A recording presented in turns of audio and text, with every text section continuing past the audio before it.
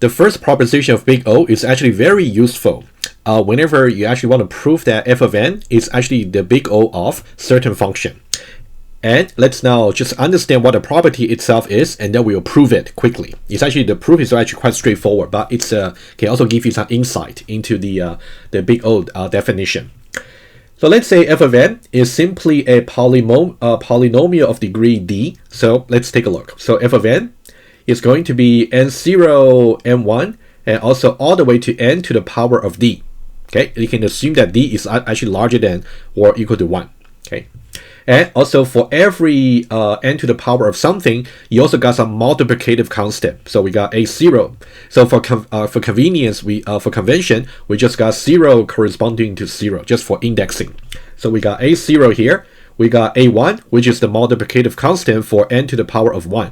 And also we got ad, which is the multiplicative constant for n to the power of d. Right? It's just a very general form for some polynomial function. Okay. And we want to prove that f of n is actually big O of n to the power of d, which is not surprising, by the way, intuitively, because d is the highest power, meaning that we can drop all the lower term up to here, and also we can drop the multiplicative constant over here, so we only got n to the power of d remaining, right? Intuitively, you can start using it already, but we should really understand why this would be the case. Okay, but how is this useful? And also, let's see how we can prove it. You want to think about how to prove it? Maybe let me give you some hints. You want to prove it by, of course, if you want to prove that f of n is actually big O of something, you have to choose two witnesses, right? You want to choose the multiplicative constant c, and also the starting point where the upper bound effect will take place. And we claim that you can always choose the summation of the absolute value of the multiplicative constant a0, a1, all the way to ad, to really sum them up, but you make sure you take the absolute value for each one of them first. And then n0 over here is this earliest where the earliest starting point where the upper bound effects can actually take place, and it will just be 1. Okay, and let's see how can this be used. And you may have noticed already in the in the last example which I showed to you, I want you to do by yourself. You can see, let's say, take this function for example. It should be big O of n to the power 4 because 4 is the highest power over here, and all the lower terms and also multiplicative constant can be dropped, right? So that's why it's big O of n to the power 4. But how do we prove it? So here we claim that you can actually do the sum according to the proposition over here. You can simply just take the summation of the absolute values of all the multiplicative constant. In which case it would be 5 plus 3 plus 2 plus 4 plus 1. In this case, we actually are lucky because all the multiplicative constants are simply positive. You might run into some cases where, for example, it could be minus 4n or maybe minus 1. In that case, you still have to take the absolute value of minus 4 or minus 1, right? Just be careful. You will see some exercises maybe later. So that's how you use it. So 5 plus 3 plus 2 plus 4 plus 1. So that's why we chose 15 over here, right? And then the n0 according to the proposition will just be 1, the earliest starting point that can where the upper bound effects can occur.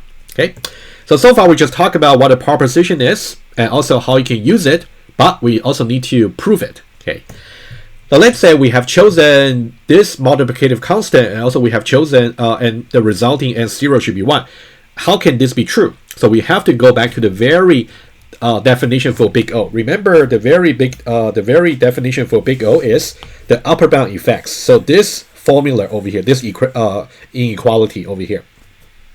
Okay, let's now prove it very quickly. There are two things that we have to prove, but both of them are to do with the upper bound effects holding at different points. So number one, we want to make sure the upper bound effects actually will start to hold at n0 being equal to 1, right? That's part of the proposition. And then we're going to make sure the upper bound effects will also hold when n is larger than or equal to n0. That's also what we're going to do. And let's see each one of them, and then we'll prove them very quickly. Okay, just some simple math manipulation.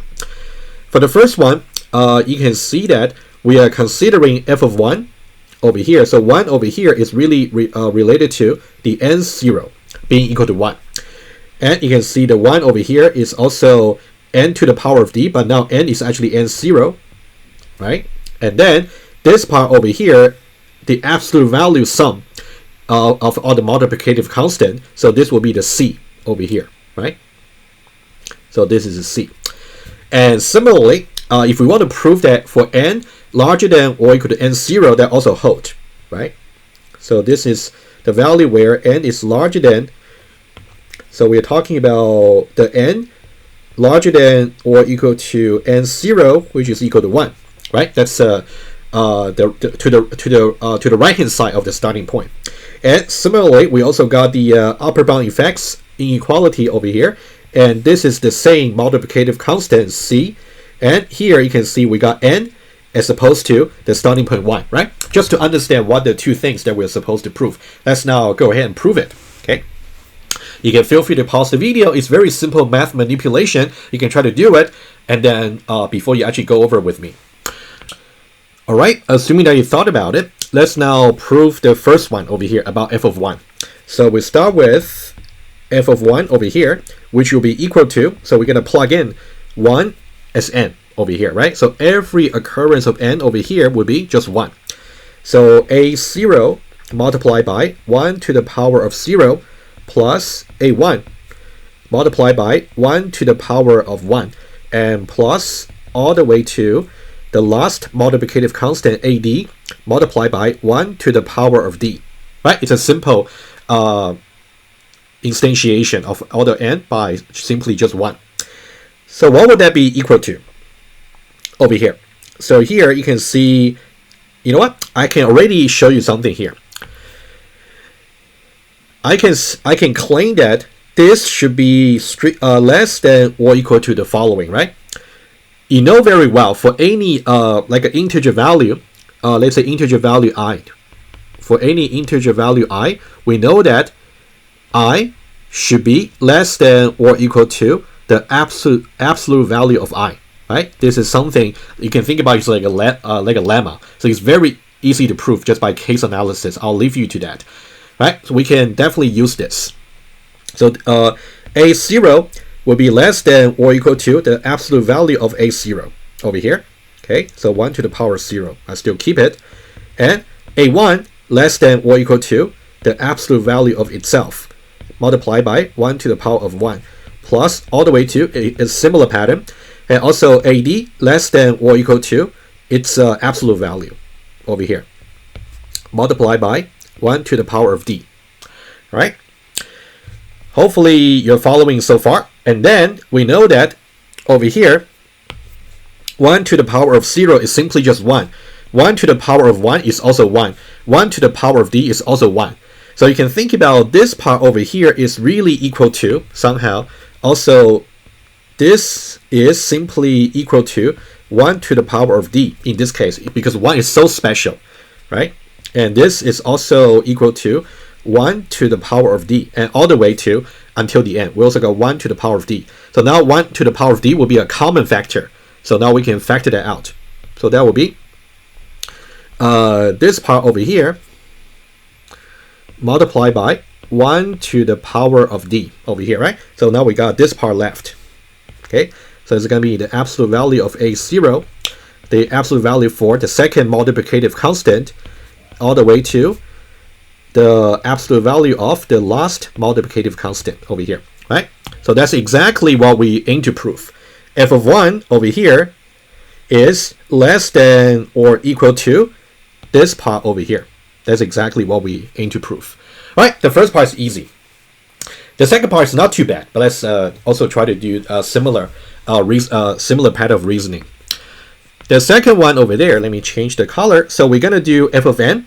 So we're going to say f of n. So we're still going to use the same function definition. Every occurrence of n is just going to be replaced by just n. Okay, it's just by using the just copying the definition. Let's just do that. So that'll be a0 multiplied by n to the power of 0 plus a1 times n to the power of 1 plus all the way to a d times n to the power of d over here, right? And now I can say this is also less than or equal to something. Okay, now I'm going to play with this part over here. If I have n to the power of 0, and we know that, by the way, we know that n is actually larger than or equal to 1. And you can easily argue that. Okay, let me just put it here. So integer I over here, for example, you can say I to the power of I to the power of x over here should be less than or equal to, actually it should be strictly, okay, I'll just say strictly less than I to the power of y, given that x is less than y. Well, for example, if you got 2, for example, right? 2 to the power of 3 is strictly less than 2 to the power of 4. That's very easy, right? It's just another property you can actually use. So given that 0 is less than, or since we are arranging the exponents by the increasing order, so 0 is definitely less than or equal to d, and 1 is also less than or equal to d, right? So we can be a little bit more conservative. So you can definitely say less than or equal to, and also less than or equal to, right? In that way, that's less than or equal to is also true. Okay, that's all we need. We don't need to use the strictly less than or equal to will be enough. Okay, so let's now try to rewrite a0 over here multiplied by, I'm going to replace this simply by nd. Remember, n0, n to the power of 0 is less than or equal to n to the power of d, because we know 0 is less than or equal to d. In this case, that will be strictly less, just for this case, but that's okay. If less than is actually true, so is less than or equal to. Okay, and plus a1 multiplied by n to the power of d. And this way, we know that 1, since 1 is less than or equal to d, so we know that 1 n to the power of 1 is less than or equal to n to the power of d. So that's why this will hold, right? We want to do all the way to ad over here plus, oh, sorry, not plus, multiply by n to the power of d. So this part will be fine. Itself is simply less than or equal to itself, right? And do we have any common factor? We do, which is awesome. We got nd over here, we got nd over here, we got nd over here. And then we're just going to rewrite it using equal. So we're going to have something over here, but the common factor is going to be n to the power of d. And this part over here, a0, a1, all the way to ad, right?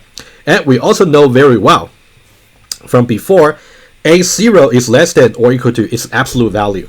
And a1 is also less than or equal to its absolute value, and etc., right? I'm going to jump just one step, okay? Just one step, just for the sake of the space on the paper. So this is also less than or equal to. A0 is definitely less than or equal to A0 absolute value plus A1 absolute value plus all the way to AD absolute value over here, right? And that's exactly what we aim to prove over here, right?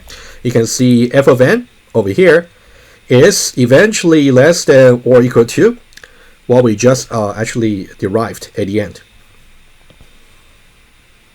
Right, that's exactly what we wanted to prove.